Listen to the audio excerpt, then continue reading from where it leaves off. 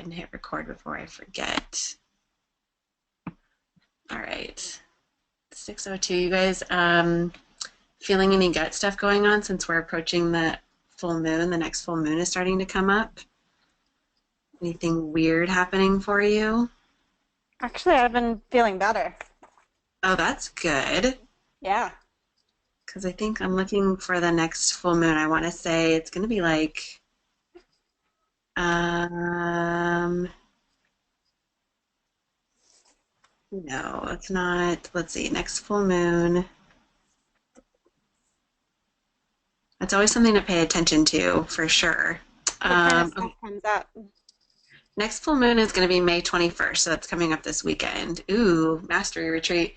Um, so with the full moon, all different kinds of things can come up. Like you can have a tendency to be like more gassy or more bloated. You retain more water. You might find that you're like have more anxiety or more trouble sleeping.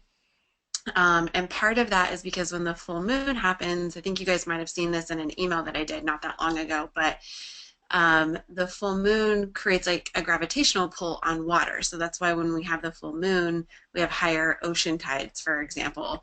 And that same gravitational pull on water happens inside our bodies. So they call, like specifically in the kidneys, they call it like an awakening.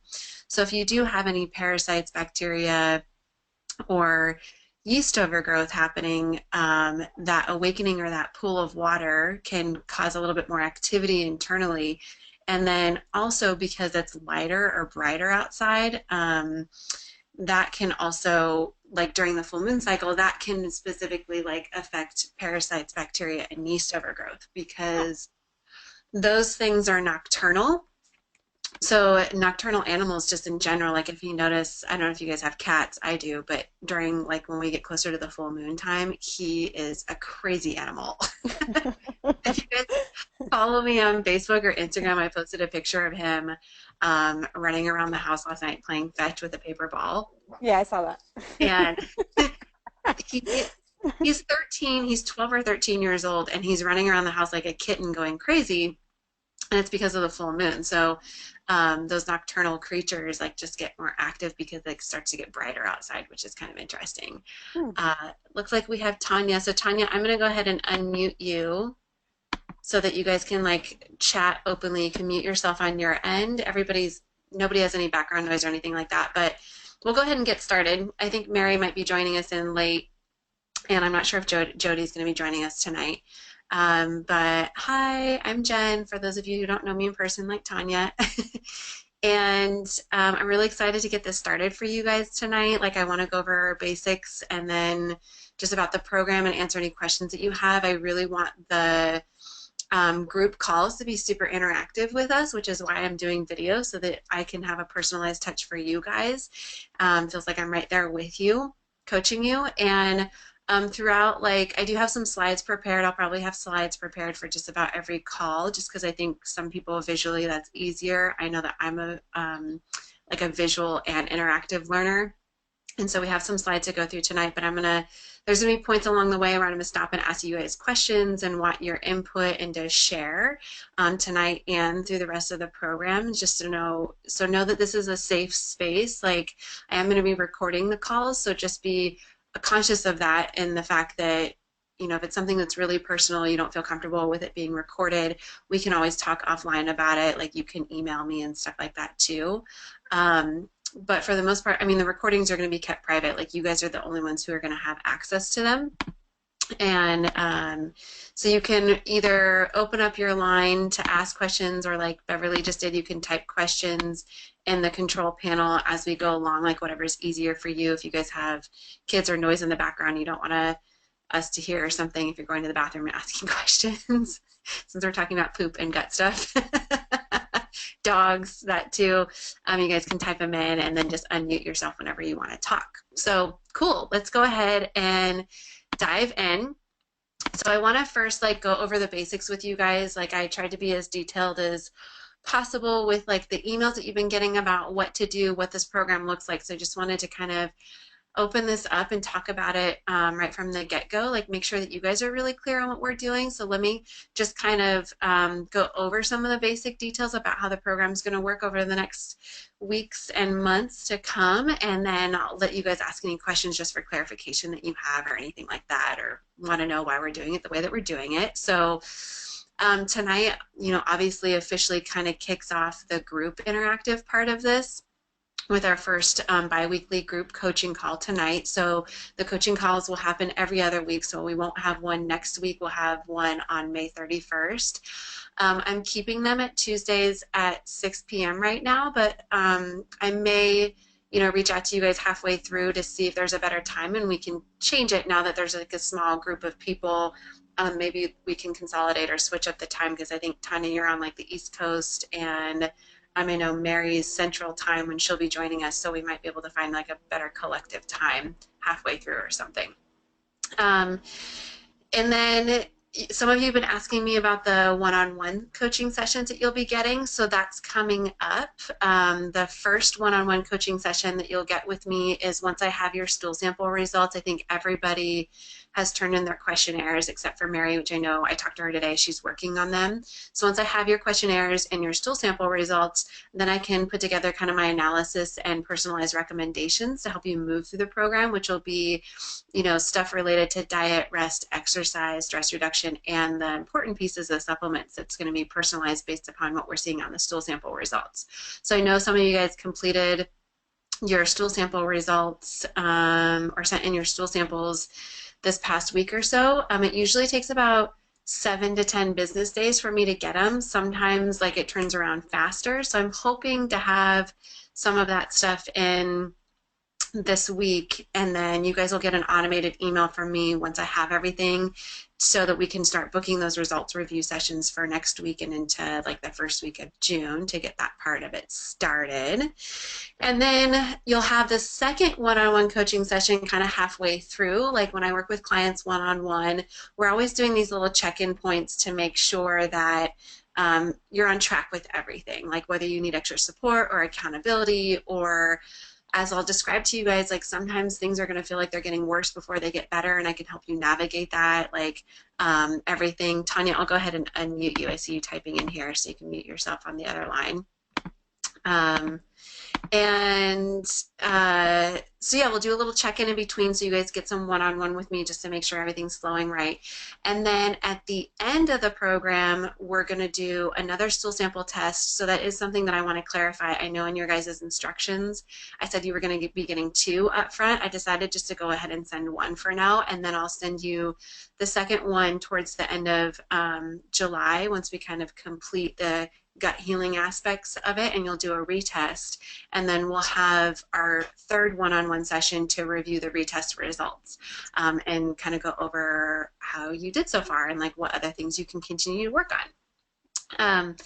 In between the bi-weekly group coaching calls like this, I'm going to be sending you guys like a weekly email with tips and tools or accountability. So be expecting that like every Tuesday that we're not having a call. So next Tuesday you'll get an email from me just to follow up, like see how you guys are doing. And I really want you guys to like utilize a Facebook group because I think that one of the benefits of and working in a group atmosphere like this is being able to learn from everybody else. Like when you guys post, have questions, there's probably somebody else in the group that has those questions too. And so if we post that stuff up in the group, then everybody else can learn from it. Like I said earlier, if there's anything that feels really personal that you just don't want to discuss with the group, that's totally okay too. You can email me and then we can connect over that via email or hop on a quick call if we need to or something like that. So I think you guys are all in the Facebook group, so you can post, ask, and share there.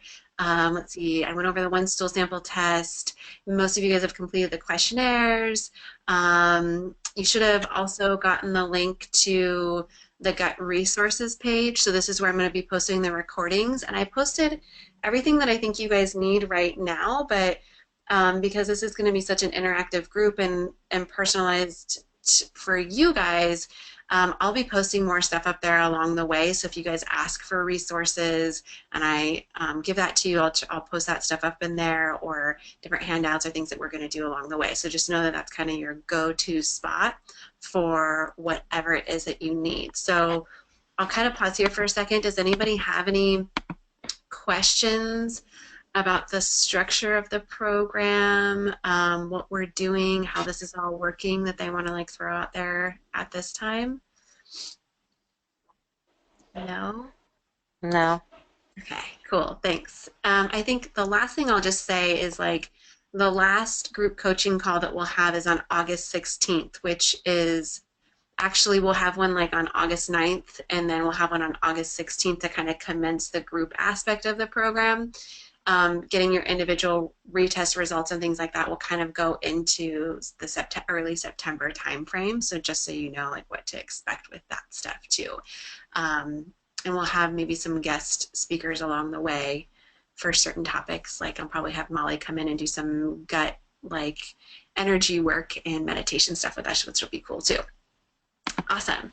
So let's go ahead and jump in and talk about goals, motivating factors, anchors, and clutter. So this was your part of your like step one prepping. Like I really wanted you guys to sit down and think about this, and some of you have already shared it with me. I'd love if you guys can kind of share with the group. I'm going to take a few minutes here just to, one, like there's something to be said about speaking your goals or your big motivating factors out loud, and anchors, and talking about clutter, because there's like a sense of accountability. You can't hide from it anymore if it's like an anchor or like clutter that needs to be cleared.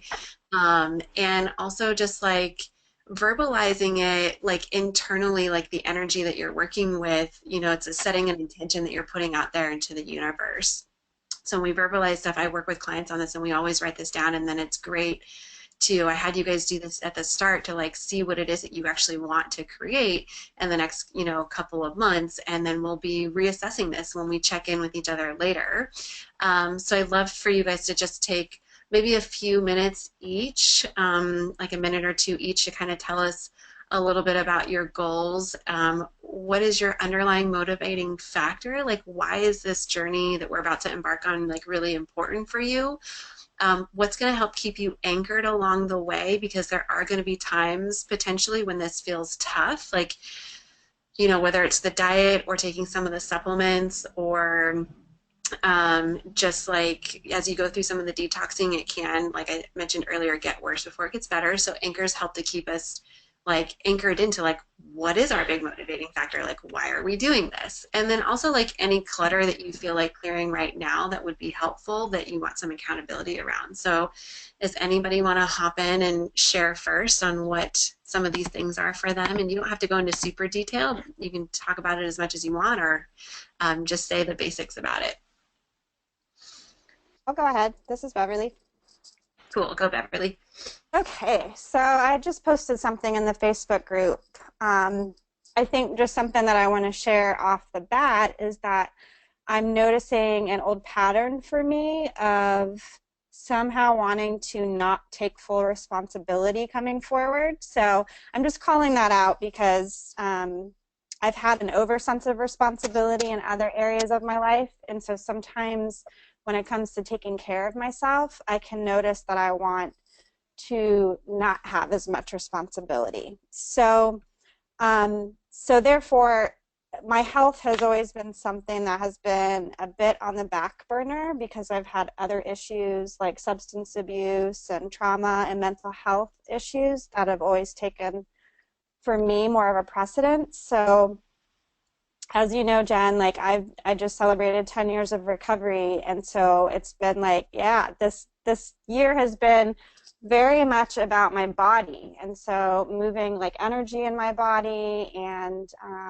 also just taking responsibility for my nutrition and my exercise. And so I guess the motivating factor for me is just like full ownership of my health and well-being, and that's really showing up on a physical level for me this year. And my goals, when I first thought of them, they tended to be more towards like again, weight, like numerical numbers. And so I really like wanted to take a step back from that, even though I'd like to see some change there. Um, it really is for me about like in the next 30 days, I want to see myself have more energy. That was something that came forward. And so I have stopped going to the gym in the morning, and I know that when I go to the gym in the morning, I have more energy. So that's something that I am going to want accountability with, is hitting the gym in the morning, because that's a really, I always see a difference when I do that. And then as far as like the 60-day marker, I just want to be experiencing my gut differently, meaning like really in tune with any bloating, any upset, and you and I kind of discussed just being mindful of keeping my stress levels low. So that's what I want to see in the 60-day marker. And then the 90-day, I do want to see just some change and decrease in my weight. and I can already, just over the last few days, there's been some changes going on here with my husband and I in regards to meal planning, and some good changes. So I'm already starting to see some, I feel like that external shift always creates an internal shift for me. And so I'm already starting to see that. And I posted my clutter that I want to clear is the responsibility piece, or that that my husband has to be doing this with me for me to be all in. And so I'm really owning that I want to be all in on this because it's what's best for me, and just that focus on myself. Beautiful. I love it. Good. I mean, everything sounds amazing, and this is what I really want to teach you guys is how to be your own health boss. You guys are going to see my business go through some changes in the coming weeks where I'm actually rebranding myself, because I really want to empower people to do what we're doing, to give you access like this. Like the reason I'm doing this program is to give more people access to like manage their health better on their own, because we get stuck in these patterns or like get lost in the typical medical system, and you guys have the empowerment and just tuning into your body, so that's you're going to learn along the way. So that's awesome, Beverly. Who wants to go next and share? I'll share. This is Jennifer. Oh, go ahead. Go, Tanya. Well, thank you, Beverly. That was awesome. Congratulations. Thank you. Yeah, you're welcome. I resonate with what you said too about, not putting numbers down for a measurable outcome. And I've had some success in, getting to bed earlier each night and drinking more water and reducing my stress and feeling more energized. So for me, now I feel like, okay, I need to see numbers. Like, come on now. Like, I'm just making all these changes, and now I want to see these numbers. Right. Because I haven't focused on them. And so for me, I put 30 days to lose 10 pounds, 60 days to lose 20, and 90 to lose 30. I jotted that down. My big motivating factor is enjoying my body and deepening my yoga practice, and finally being lean but curvy and strong and flexible. My anchors are, I'm glad you're asking this, because I actually wrote this down and then completely forgot about them. So this is re-anchoring them for me. At home, I have a blue rug. At work, I have a coloring of a mandala. And I carry a backpack that I got in Bali. So I like that I'm rereading this, because it's refreshing the fact that I have anchors to connect me to that motivating factor. Yes. The clutter I'm clearing to make room for what I truly is my email. Deleting and getting through. Yeah, feels lighter already. I like the action items that you put, and leaving number 3 blank. I put in there to rest, to continue to take time to rest, and like Beverly said about her gut, for me to check in with my body when it's tired, which I am learning that I have been ignoring for years. Yeah. And then my biggest aha from the worksheet and the things we've done already was just that I'm still going and I am making progress and I'm in the process. Mm-hmm. And that's all. Yep, that's it. Perfect, Tanya. I love that you brought up sleep because sleep is going to be a big part and rest is going to be super important during this process, especially if you have a lot of stuff to detox out of your gut. I think that that's where Mm. some people who've tried this before come to me and they've not been successful in the past is because they get to a point where like pure exhaustion or fatigue, or they're not nurturing their body with rest in the way that they should, and that's a huge piece of what we're going to talk about too. So that's great. And then also um, just like the self acknowledgement and that you have the anchors, like the journey that you're about to embark on. I think this is all like wonderful. I love what you guys are sharing so far. So, and I totally hear you on the email part. I mean, I've been on a massive unsubscribe bender Yeah, I because love it. instead of deleting emails, I'm like, why am I even getting these emails anymore? Unsubscribe, unsubscribe. Like I've signed up for JJ Virgin's email so long ago, and all she's been sending is sales emails about this product or that, like nothing informational anymore.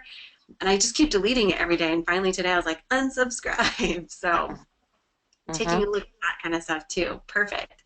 All right, Jennifer, are you ready to share some of your stuff? Sure. So my goals, I just have a bunch of things that I want to work on. Low energy, sugar cravings. I have seasonal allergies and I've had them for a long time, so I want to figure out what that's coming from. Also, sinuses. I have, it's just hard for me to sleep at night sometimes. And then a little bit of occasional gas and bloating, but most of this stuff is it doesn't seem gut related, but I know it is totally gut related. Um, and so I just want to get down and figure out what it's coming from. My big motivating factor is just to really get to the root of my gut health to see if there's anything else in there, parasites or anything like that. Mm-hmm. Because I don't really know if any of that's going on because I've never gone this deep into gut healing, so I'm really excited for all that. Um, my anchors that I have some essential oils that I'm using just to remind me of all that I'm doing good, and just my mom collects heart rocks, so she always gives me heart rocks. I'm gonna keep one at work, and just little things like that. And then clearing the clutter, just clearing off my office space a little bit more and making it a little bit more friendly to be in there. So that was kind of the main thing for me. Perfect. I love it. I mean, yeah, I think this is going to be the next layer for you, Jennifer, and everybody else. I mean, when it comes to weight or allergies or immune responses, like what's going on in the gut has such a huge role in this. And this was part of my own personal journey of self-discovery. I mean, I had allergies also that like happened when I was in college. Like I didn't have them younger, and moving to San Diego, having come from Northern California, you would think I would have less allergies because Northern California is so much more farmland and pollinated.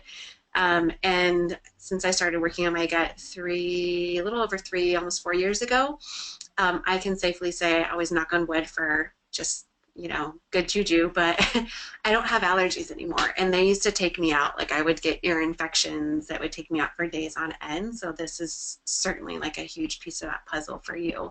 And I think a lot of people on the line too. So thank you for sharing. Jody, it looks like you hopped back on with us. I'm going to unmute you. And if you're there, you can unmute yourself. Hey, Jody. Hi, sorry, I was having spotty internet. Oh, that's okay. No worries. We were just, you were kind of coming in and out. So if you didn't know, we were just kind of sharing like a minute or two of what your goals, like kind of your motivating factor, your anchors and clutter are, anything you feel comfortable sharing. Just so, like I was saying, when you speak it out loud, it kind of puts the intentions out in the universe, sets it in stone, and it provides you with a little support and accountability from the group too. So do you feel like sharing? Sure. For me, I think just getting my hormones back on track. I feel like I talked to you a little bit about that, how this program could potentially help with that. I feel like I've been out of whack for a little while. And then a recent doctor visit, he kind of told me I was on the verge of hypothyroidism, which I'm not real thrilled about because if potentially he'd want to put me on medication for that. I guess for the rest of my life, I'm not really sure. So I just wanted to see if like gut things could potentially be leading to these issues I'm having, and maybe I can, heal this naturally. I really like your holistic ways of approaching things, so I really thought this would be a great way to kind of tune into that. And just overall health in general, I loved your cleanse that you did. I feel like I took a lot away from that. Just making better choices health wise. I mean, I eat grapefruits almost every day now, which is great. I've realized that I love them, so and getting more rest and things like that. It's not so much about the weight with me, it's just like my overall health and like really how food can affect my mood because I've really kind of realized that through the cleanse. So hopefully through this, just again, keeping with the making better choices with my food and what kind of is good for my body to make me feel better is kind of the goal for this. Totally.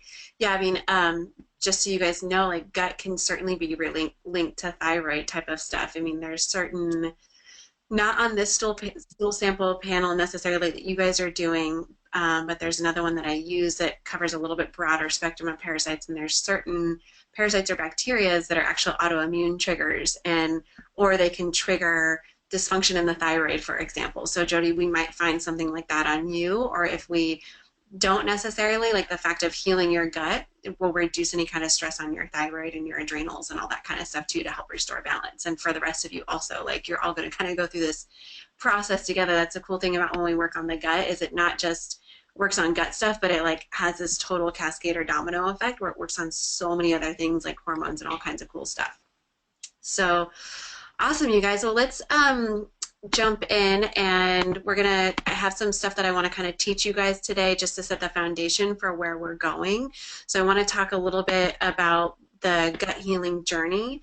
You guys maybe have seen me talk about this in like the emails leading up to the program and everything, but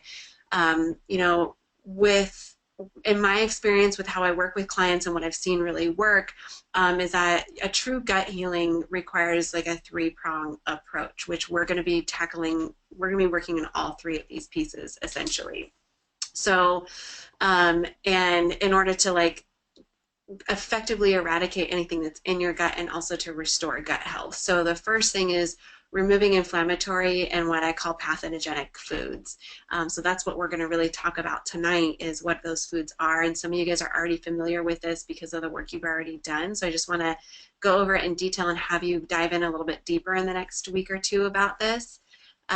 So that'll be one of the focal points that we're going to do. And then the second prong is actually healing the gut lining, and this is where I've seen some other gut programs kind of go wrong, or there's a lot of people that have tried the Candida. I think Candida diet is like so commonly talked about usually, and the Candida diet is great because it's cutting out a lot of inflammatory foods and things like that that feed something like Candida, but there aren't really aspects that are helping on like healing the intestinal lining. So I'm going to educate you guys about the gut lining itself and why that's kind of so important for us to heal it. And then the third part is eradicating any pathogens or gut invaders, the bacteria, the parasite, the yeast, because those are the things that we may not know are in there, but they're continually contributing to the damaging your gut lining and contributing to leaky gut types of things. And they're the things that are driving cravings and feeding off of inflammatory. So they throw off so much toxic waste inside in our body that we don't even realize is happening. You guys will see like down the road we're going to talk about some liver support and flushing because these people find off their own toxic waste essentially. They are a living organism just like we are, so they have byproduct and waste. So if you guys want, you can mute yourself on your end just so we can reduce background noise too, and then whenever you want to chat, you can unmute yourself.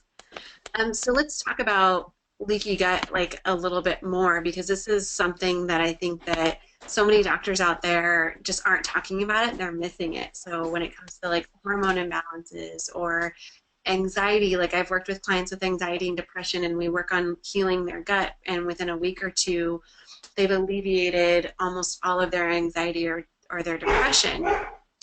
And the gut is starting to be considered the second brain, essentially. Like, we're getting more research and more information talking about how important the gut is, and this is something that we didn't even realize before, essentially. Like, the gut is where you house 80% of your immune system. So you could imagine, like, we're talking about allergies or getting colds or getting sick frequently.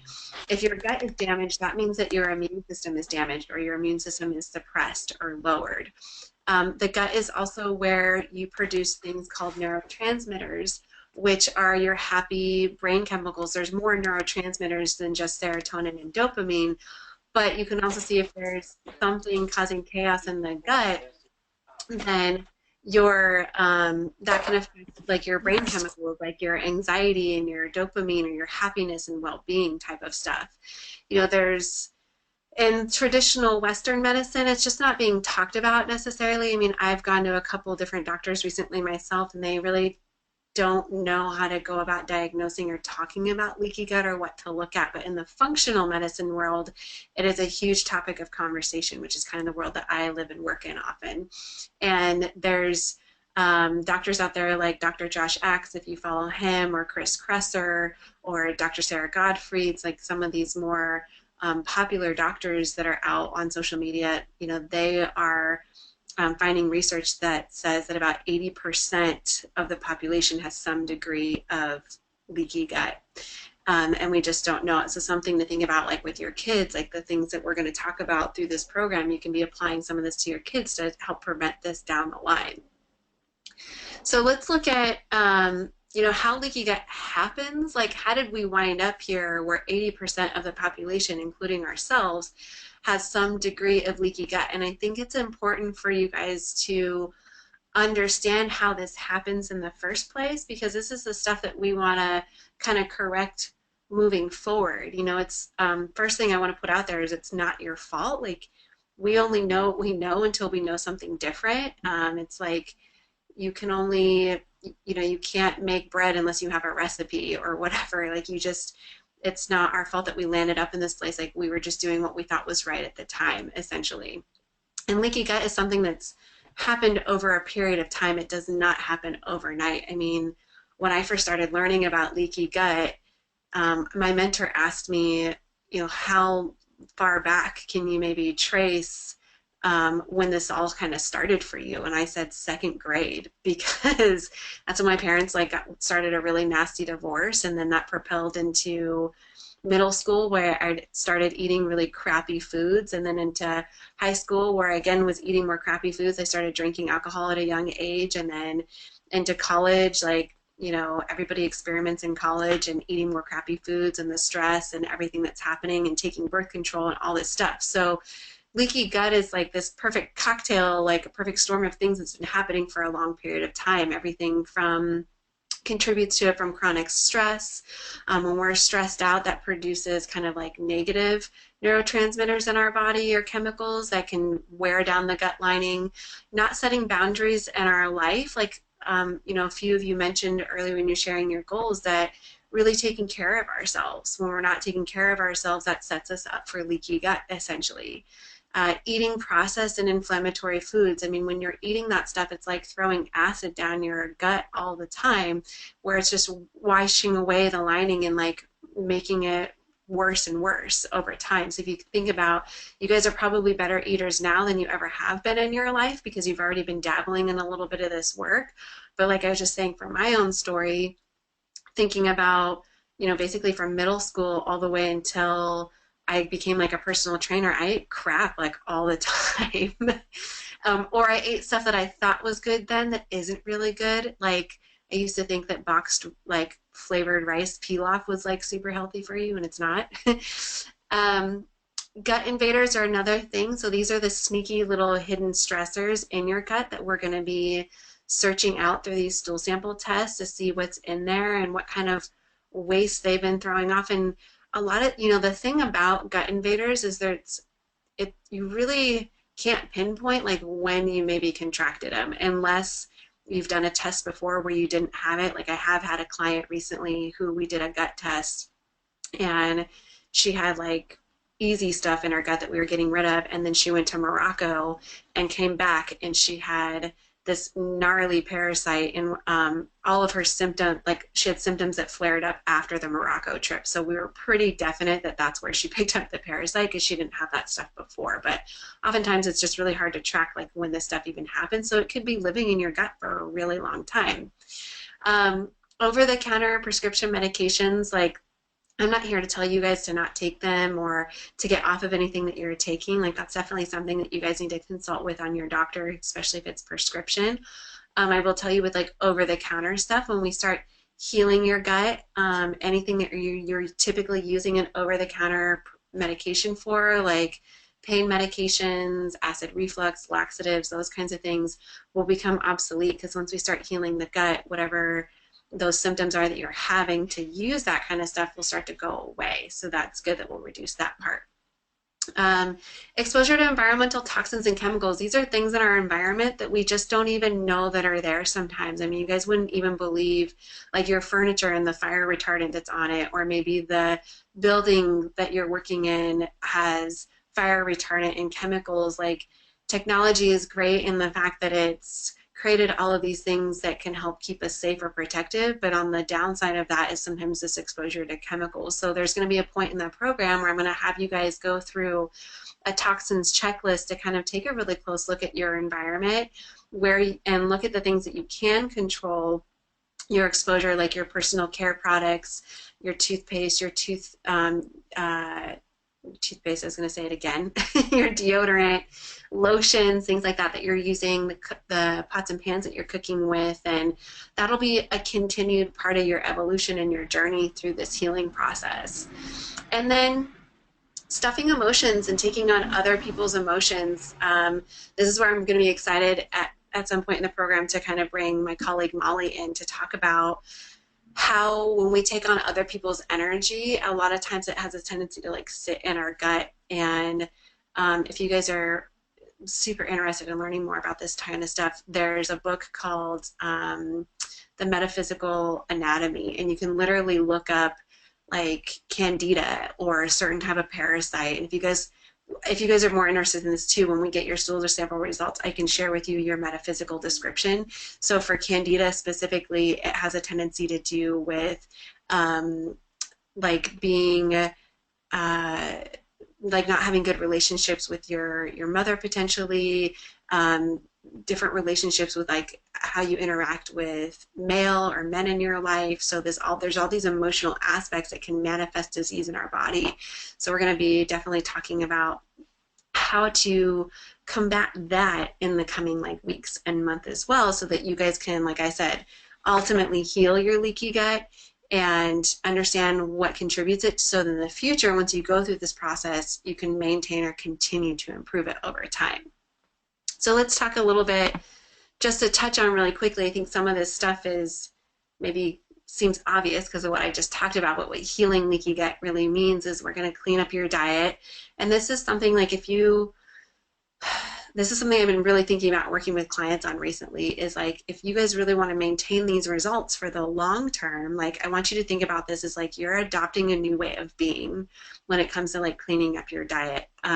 I think you guys are on my email list, you see me talk about, there's also an importance about striking balance. And I just recently, the last 2 weeks, talked about the 90-10 rule versus the 80-20 rule. Like, this has to be a new way of being if you want this to really stick and not come back, because we don't like it to just do it part-time, because the part of the time is what's contributing to the problem overall. So just like sit on that a little bit, and we'll do some coaching through this too on what that really means for you. And it's, I feel like even after having practiced this for a really long time myself, that I continue to evolve in this manner as well, and that what I'm eating today is much more healthy than I was even eating 6 months ago or a year ago, like, because I continue to learn, and like I want you guys to be lifelong learners in this area, and what's going to help you with that is the part about tapping into your body, like the work that we're going to do in the next 2 weeks about listening to your body and what it needs. Addressing the stress, we're going to talk about that, and part of that is setting boundaries. You know, like I love that Tanya mentioned clearing her clutter was the email stuff, or Jennifer mentioned like creating like an office space that's good to work in, like setting those boundaries of what's healthy and what's not healthy for you. We're obviously going to be checking in on the invaders when we get the stool samples to see what's wreaking havoc internally in your system. I mentioned we're going to go over through that checklist on the toxic and chemical exposures at some point in time. And then we're going to work on healing those, like the gut healing, or implementing the gut healing substances. You guys are going to, I think it's on the next call, I'm going to kind of give you a checklist of some things that you can start adding into your routine, like things like bone broth or gelatin. You guys already have your Megaspore probiotics, but I want you to hold off on taking those until we meet so that I can teach you how to take them properly. But probiotics are going to be a big part of this. You guys will probably see in most of your supplement recommendations that glutamine will be another aspect of the healing aspects of the gut for sure. And like I mentioned, this is a shift into a healthier lifestyle. You know, I was writing my email for next week, and it's all about like just adopting this, like healthy is being, it's not doing. Like we can do healthy things all day long. That leaves a lot of room for not doing. We have to actually be in it and like embrace it and become it. And that's part of making it stick for the long run. So let's talk about the diet cleanup part. And I feel like it's getting kind of dark in my room, so let me turn the light on real quick. That's the part that I didn't think about when I was setting myself up tonight. So diet cleanup part, some of you guys have participated in my cleanse challenge, so you're pretty familiar with this, but I just want to go over it in detail to re-emphasize what it is that we're looking to exactly do and what you're cleaning out and what your focus points are. So the first part is removing the inflammatory and the pathogenic foods, and this is kind of what I call the top 5 per se. So we're removing gluten, dairy, sugar, soy, and alcohol. These are the things that contribute to damaging the gut and the intestinal lining the most, like contributing to leaky gut, essentially. Now there are some people will say, like I know Jennifer, you kind of are aware of this, like there's some other maybe top inflammatory foods out there, like other common ones would be eggs and corn. I don't see that as much with people. But that's part of the learning process that you guys are going to go through in the next 2 weeks, like writing down your food and really paying attention to your body to figure out if you have something else. When I work one-on-one with clients, often we'll run a food sensitivities test, which can be helpful. So if you guys want to, we can add on labs throughout the way too. If you guys want to run a food sensitivities test, we can talk personally about doing that for you to give you more insights. I just didn't include it as part of the program necessarily. But we want to reduce the inflammation, because the inflammation inside is what's contributing to the leaky gut. It's like contributing to allergies or getting sick or hormone imbalances. So that's one part of it. And then also these foods, particularly the gluten, the dairy, the sugar, the soy, and alcohol, these directly feed bacteria, parasites, and yeast. So part of eradicating the gut invaders and getting them out of there is that, one, we want to basically cut off their food supply, essentially, by cutting out gluten, dairy, sugar, soy, and alcohol primarily. And then we're going to do some supplementation, some herbal supplements to kind of kill them off and get them out of there. And then we also want to heal the leaky gut aspect so that they can't come back and live in there, because leaky gut is what opens up like an environment for them to prosper inside of us. So we want to stop the assault on the gut with the food and start healing it right away. I don't expect you guys to be 100% perfect about this all the time. I realize like Memorial Day is approaching, then we have 4th of July, and it's summertime. But again, like I was mentioning before, that I want you guys to think about this. This is a way of adopting a new way of being. If you truly want to heal yourself from the inside out, then we have to look at it in that kind of way. And so if we can always, like during the group calls, do some extra coaching around this aspect of it. Is what does that mean? Because usually when I work with clients in the beginning, there's a lot of fear around. I remember I had a girl who literally said, well, they always have happy hour at work and they serve wine and cheese.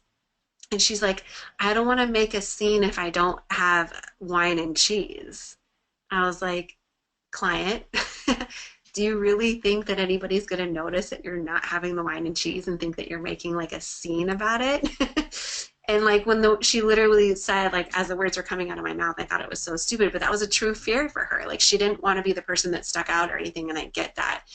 So I have my little tips and tricks around getting around this stuff. Like when we're out with friends, I'll usually just order like a soda water and a lime, so it looks like I may be having a drink, and that way I don't have to deal with the slew of like questions that everybody has about why I'm not drinking or whatever, because I'm just as fun when I'm not having a drink as I am sober. So or when I am having a drink.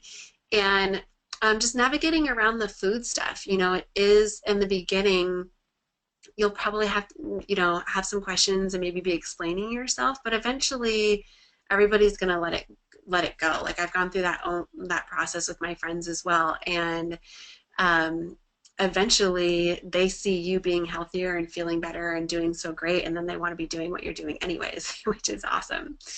So this is part one, is removing that inflammatory and pathogenic foods. So let's just clearly define, again, I know you guys on the Cleanse Challenge are kind of familiar, but clearly define like what exactly it is that I'm talking about, because gluten, dairy, sugar, and soy and alcohol can seem like a really huge, broad, you know, terms, like what do these things mean? And I just want to be clear, like, so with the sugar, we're primarily talking about like table sugar, processed sugar, artificial sweeteners. Fruit sugars are 100% okay. And this is, you'll even see, like if you guys have tried a Candida diet or so, like the Candida diet can be really restrictive, which in my experience is not always necessary. I cured Candida while still eating fruit. So, and you want a little bit of sweetness in your life, and there's a lot of essential nutrients that you can get from fruit. So you guys can have, as you know, I don't want to say as much fruit as you want because we still want to keep it moderate, but you can definitely have fruit for sweeteners, date paste, that kind of stuff is good. Organic cane sugar, which is found in a lot of healthy items. I mean, as long as you guys aren't guzzling, you know, tablespoons full or cups full of organic cane sugar, a little bit of that is going to be okay. Definitely stevia, xylitol is another one out there that I didn't list on here, and organic honey. So if you guys love to bake or cook, like those are all great things. Agave is another good one too. Thanks for asking that question, Tanya. So that's good. Organic is always best. So that would be one of your priorities or your goals too, is be buying your stuff organic. With soy, kind of same thing as sugar, like along the same lines, like we're talking about processed soy products. So soy milks, yogurts, proteins. The sneaky little bugger is the soy lecithin or lecithin, however you want to say it. This thing gets in everything, because whenever they take out gluten, they usually add in soy lecithin because it's a binding agent or an emulsifier. So people always say, oh, I eat really healthy Kind bars all the time. Well, Kind bars actually have soy lecithin in them. I just picked up, I was so excited about a new bag of 80% dark chocolate chips that I had found for baking that were organic, and guess what? They had soy lecithin in them. So you want to be checking your products just to make sure that there is no processed soy in there. But okay soy, like the natural forms of soy, like fermented soy, so that means like tofu is okay, gluten-free soy sauce is okay, edamame, like the naturally occurring form of soy, is definitely okay. So if you guys have that in your diet now, you can keep eating it. Just make sure that it's, like I said, if you can go organic, and for any of the soy sauces or teriyaki sauces, just make sure that they're gluten-free, because again, that's where gluten is added as a filler to a lot of like sauces these days, so that they can make the product cheaper. It's like their sneaky little way of getting making cheap stuff. And then when it comes to gluten and dairy, so gluten is anything that's wheat, barley, or rye specifically. So you guys, like, you can't just buy rye bread. That doesn't mean that it's like gluten-free, because it's not wheat. I think most people associate wheat with gluten, but also the barley and the rye stuff. So you just want to be checking your labels. I mean, there's so many food products, like every food product practically. There's Chex Mix and Cheerios commercials that are like talking about being gluten-free now. You just want to be checking that stuff. If it doesn't say it obviously or have the certified gluten-free seal on it, then you want to check the allergens. Like they have to legally list allergens, so that's where they'll list Also dairy and soy and gluten, it'll say contains, you know, any one of these items, and then you want to stay away from it. If it says made in a facility processed with these items, that's different. That's a cross-contamination type of thing. It doesn't mean that it contains those things. When we do your stool sample results, one of the markers that we're going to be able to see on the stool sample is your reactivity to gluten.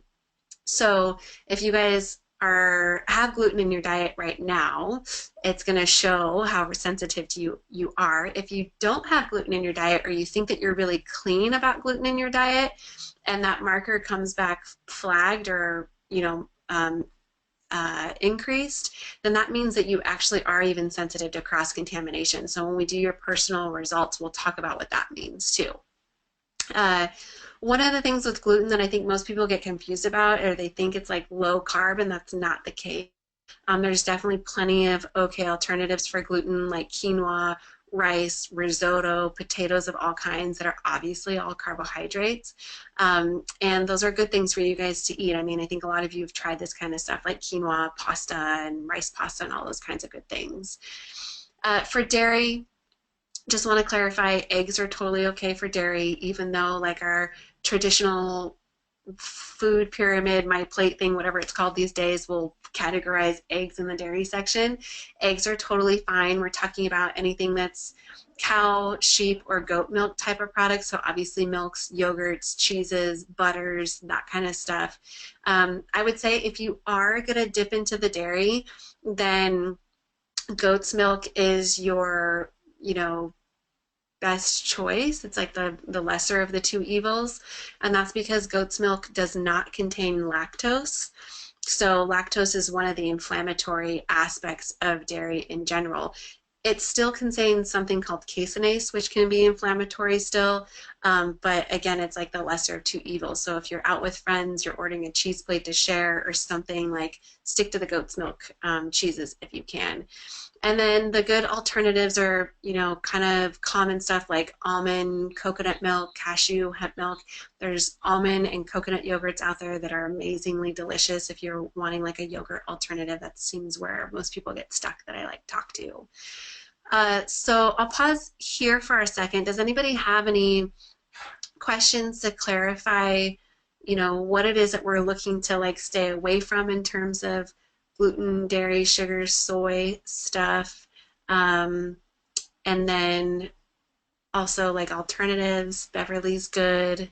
You guys are still unmuted, so if you want to unmute yourselves and like actually ask questions, you can do that too. I would say like my general rule with this is, you know, talking about like how much you should stick to this. Like I say 90% of the time at least, which means basically, you know, 2 meals out of the week, you might have a little bit of something, but if it's not really worth it, don't do it. Like I will ask myself that question whenever something crosses my mind to eat it, or something that's on this list that we're talking about, and I'll be like, is it really worth it? You know, what else wants to be nourished, or what else do I really want at this moment? And that usually will turn into something else, and I really don't want that cheese or that glass of wine or whatever it is. Tanya is asking, is caffeine inflammatory? That's a good question. Caffeine is not necessarily inflammatory. However, if you're drinking coffee, there's a lot of studies or reports that come out, and Dave Asprey and Bulletproof is a really great resource for this, where they're finding that like over 70% of coffee beans are containing mold in them. And one of the most common molds is Aspergillus. And I see Aspergillus come back on stool sample results a lot. So that's one thing. It depends on how your form of caffeine. I mean, if it's coffee, that's something that I always caution my clients about, is just the exposure to toxins because of how the coffee beans are processed, which the toxin aspect of them would be the inflammatory piece, not the actual coffee bean themselves. And then also the mold exposure. So if you're going to have caffeine, if you can go for some type of organic form, like of coffee, that would be most ideal if you absolutely need it. Tanya, if that's something for you too, we can always talk in our one-on-one sessions about transitioning off of it, because ultimately caffeine spikes cortisol and estrogen levels, and when we have hormone disruption or imbalance, that can play a role in gut dysfunction too, essentially. So something to think about with that.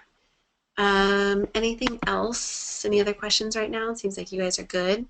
Cool. So let's talk about step 2 about the diet cleanup. So again, you guys with the Cleanse Challenge, you are familiar with this, but I want you, even you guys, to really dive into this, and then everybody else to really get good at this over the next couple of weeks, because dialing in your diet and eating according to the ratios of proteins, fats, and carbs that your body needs specifically is actually a huge part of healing your gut and balancing your internal environment, essentially. So you guys, and we'll kind of go over this in your results review sessions and answer questions and talk more, but you guys have already filled out basically the metabolic typing questionnaire. That was one of the questionnaires that you guys filled out, so you can go back and look at that and see what diet type you're falling into. Like, what is your what are you presenting as, or what is your foundational type? If you answered mostly A's to that questionnaire, then that means that you're more of a protein type. If you answered more B's to that questionnaire, that means that you're more of a carb type. And if you are somewhere in the middle or you're totally not sure, then you just want to be a mixed type, essentially. And this is where you guys want to start your journey right here. How this kind of works is, this is based upon the concept by Bill Wolcott called metabolic typing. And in essence, it's your body has this genetic makeup based upon your ancestry or your lineage on what is the perfect ratio of protein, carbs, and fats that it needs based upon how quickly you metabolize these nutrients. So if you're a protein type like I am, then that means that when you eat carbohydrates by themselves, you burn through them super fast. So you'll have like this huge spike in your energy, and then maybe 30 minutes or 2 hours later, you'll all of a sudden like drop. And that used to happen to me all the time, because I used to eat like a carb type all the time and I couldn't figure it out. I had to eat every 2 hours. And so what a protein type needs is they need more protein and fat in their diet to slow down that breakdown of carbohydrates, to release a nice steady stream of sugar into the blood, and that keeps energy balanced. When we have balanced blood sugar, that helps to keep everything internally in our environment balanced too, like our cortisol levels, our hormones, our gut microbiome. It reduces digestive stress also. So this, when I work with clients one-on-one, is like a huge factor. When we start getting them to eat according to like their right ratio breakdowns, their digestive stress is reduced almost immediately. Like a lot of the gas and bloating and digestive upset goes away. They have more regular bowel movements as a result of this. The cool thing about this is, like, once you guys figure this out and you get super in tune with it, you don't ever have to count another calorie or think twice about what it is that you're going to eat ever again. Like, now that I know I'm a protein type, that's like my go-to all the time. When I enter a wedding buffet, or like a conference, or, you know, a restaurant, I'm like constantly looking at, I'm like, okay, where is like the biggest source of protein that I can get, and then what are like the healthy vegetables and carbs that I can add to that. And I always feel great afterwards, and I don't feel deprived or lacking nourishment in any kind of way. So I want you guys to go back and basically, you know, take a look at how you responded to that questionnaire. If you have questions about it, if you're not sure, you can post them up on the Facebook group, or email me directly, because I have all of your questionnaires if you can't find it for some reason. But this is what you're going to essentially start working on. And how you're going to start working on that is, you're going to start using what I call the food and body language log. So this is what it looks like. Tomorrow, when the email comes out with the recording, I tried dropping the handout on the GoToWebinar right here, and it didn't stick for some reason for you guys to download it. But when you get the link to the recording tomorrow, and it's actually on the Gut Resources page right now, so you guys can go on there and download the handout. But this is how you're going to start tuning into your body to start figuring out what the right ratio of carbs, fats, and proteins is for you. So you use the questionnaire to kind of figure out what your starting point is, and you can flex, like you can vary a little bit. You can even vary with each day. Like I do, I can handle more carbs in the morning time for breakfast than I can in the evening time, actually. So you're going to use this log, like your action item from today is I want you to log 6 to 10 meals over the course of the next 2 weeks, essentially, to get feedback from your body to figure out like where it feels its best. So when you eat, you're going to be writing down what you ate, and then you're going to be assessing your ratio, like you want to aim to eat towards your foundational type that's showing up on the questionnaire, and then you're going to assess your satisfaction, your energy, and your mood for all the positive reactions. And then the very right column is the negative reactions. So if you feel physically full but you're still hungry, then that means that there was too much fat and protein in that meal for you, weighing you down. If you desire for something sweet, that's too much fat and protein, versus if you need a nap or you feel wired but tired, that would be too many carbohydrates. So we want to start to balance this where like you're basically getting no negative reactions, and then you just know, like visually you're going to be able to look at your plate and kind of know like what is your right ratio for yourself, and that'll be something that you can use, like I said, no matter where you are. So this is going to be a big part, like this is like your big action item for the next 2 weeks, and I want to have you guys post up on the Facebook group about what you're finding with this along the way. So any questions about your metabolic type, figuring that out, or how to use the body language log over the next couple of weeks, or I kind of briefly explain like what exactly the foundation concept is of metabolic typing. I can expand on that anymore as everybody, seems like everybody. Question. Yeah, go Beverly. So I'm protein type, and so when I assess, like, am I assessing all of these, the satisfaction, energy, and mood? So I'm going through everything and checking where I need to check? Yes, totally. Okay. Yeah. So it's not just that you go across, you just know what your type is, and then you ask yourself all of these questions. Exactly. So you, the protein type on here, like protein type is not necessarily exclusive to just the satisfaction like row. If you're a protein type, you're always going to, whatever it is you're eating, you're always going to assess satisfaction, energy, and mood parts. Great question. And I want you guys to go through that brings up a good point. Like this is where some of my clients they'll only check some things but not other things. Like literally go through every single one of these checkpoints after you eat a meal. And you're going to do this about 30 minutes to 2 hours after your meal. That's on the handout, those instructions specifically for you. But I want you to go through every single checkbox and really think about it. And slowing down and eating, we're going to talk a little bit about that, is going to, in the coming calls, it's like going to help you with this part too. When we're moving too fast, it gets a little hard to tune into our body. So think about creating that space, maybe setting a timer on your phone after you eat to remind yourself to do your log. The other tip here too is that it's best to maybe assess the same meal twice so that you can figure out have a apple to apple comparison, I guess is what I'm trying to say.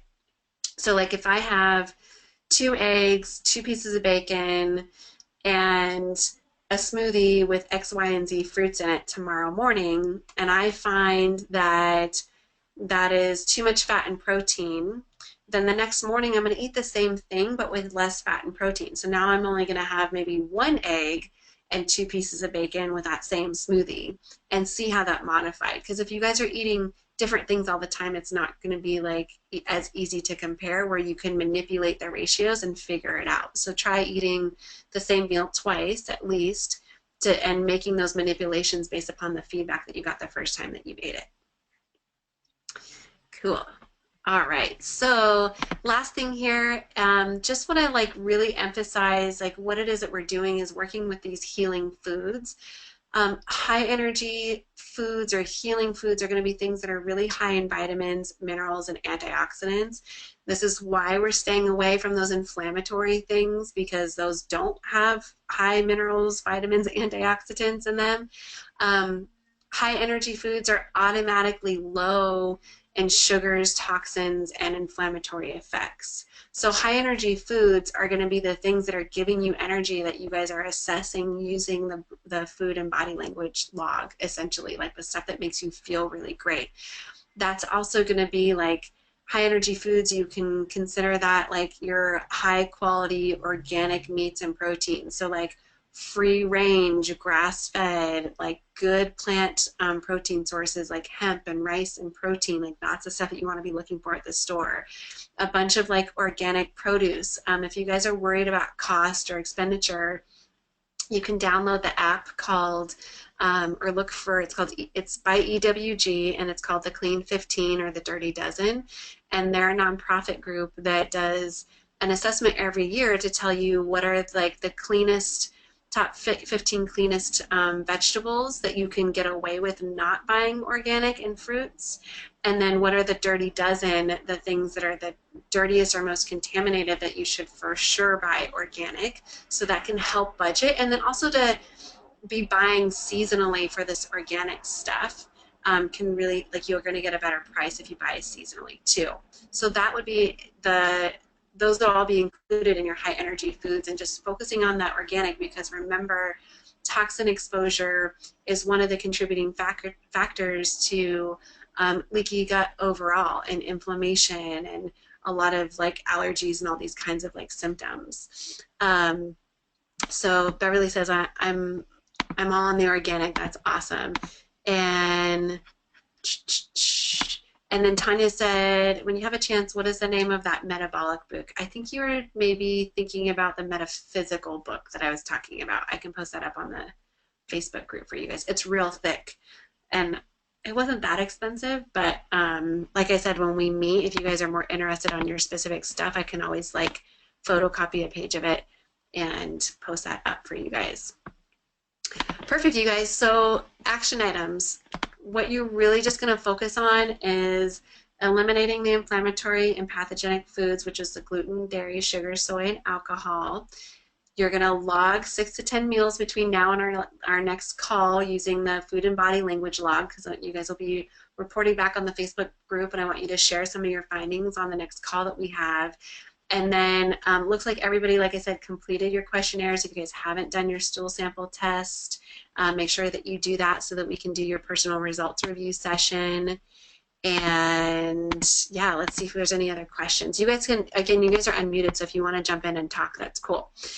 Jennifer says, will you be recommending supplements individually after the stool test? Yes, that's the whole part of, once we see what's going on in the stool sample test, then I'll be putting together like specific supplement recommendations based upon whatever parasites or bacteria or yeast or whatever combination of things that you guys might have going on. You guys will all have some very common denominator supplements, like things like the maybe glutamine and the probiotics, some fish oil type of stuff to help heal the gut. You'll have those common denominators, but then you'll have some very specific personalized stuff based upon what's going on in your gut. So Jennifer, it looks like you unmuted yourself. Did you have another question or anything that you wanted to ask? Yeah, I was just going to ask, I was about to order some more just generic supplements, not generic supplements, but like fish oil, multivitamin, vitamin D. So I was going to just hold off on that, and that's why I wanted to ask you that. Yeah, I would say if like the multivitamin and vitamin D, if you're already taking that stuff, keep taking it. Like I wouldn't take that away from you necessarily, or not that I would take it away from you, but recommend not taking it. The fish oil is great. I'm going to be my favorite one is the Super EPAs from Thorne. So I know you have access to some of that stuff, and the rest of you guys will see that on my recommendations. So that would be and I recommend at least one of those twice a day. So if you're already taking that Thorne brand, the Super EPAs, and you can reorder that, just make sure you're taking twice a day, or you can always like switch over to it, or you can hold off until we meet and on that particular one specifically, Okay. Cool. Thank you. Any other questions from anybody else?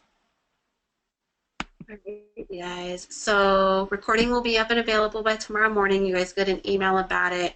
The handout with the food and body language log is already on the Gut Resources page. And we don't have a call next Tuesday. You'll just get an email follow-up. We'll have a call 2 weeks from today on the 31st. And then, like I said, I can't emphasize enough, like, use the Facebook page so that we can learn from each other as much as possible. If something's really personal, then you can totally reach out to me directly. I'm here to support you guys. Like, I'm so excited to be your guide on this journey. So thanks, everybody. In the future calls, we'll try to keep it to maybe 45 minutes, max an hour. So I know we ran a little bit over today, but just so you guys can plan your life around that. Awesome, you guys. Have a good Thank evening. you. Soon. Thank you. Bye. Thank you. Bye. Good night.